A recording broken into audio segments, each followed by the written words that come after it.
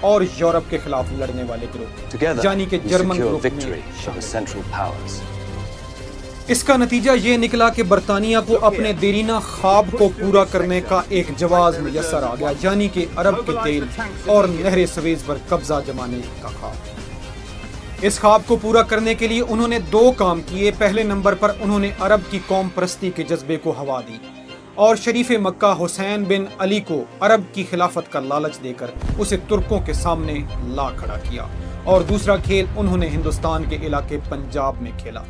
اور ترکوں کے خلاف لڑنے کے لیے اس سرزمین سے بھاری تنخواہوں، انعام اور زمین کا لالچ دے کر لاکھوں کی تعداد میں مسلمانوں کو اپنی فوج میں بھرتی کر دیا۔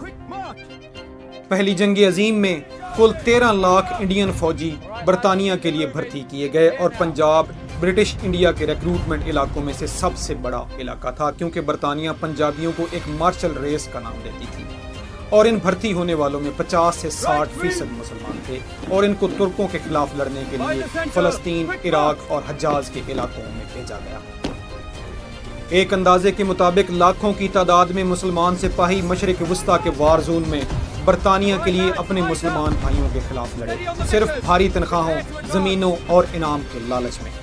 ان دستوں میں پنجاب رائفلز، بلوچ ریجمنٹ، دہلی اور لاہور ڈویژن کے یونٹ سب سے نمایاں تھے۔ صرف عراق کے علاقے میں 70,000 ہندوستانی ہلاک ہوئے، جن میں اکثریت مسلمانوں کی تھی۔ ان مسلمانوں نے جنرل موڈ کی قیادت میں بغداد اور کوت کا محاصرہ کیا اور پھر بغداد کو فتح کرنے میں کامیاب ہوئے۔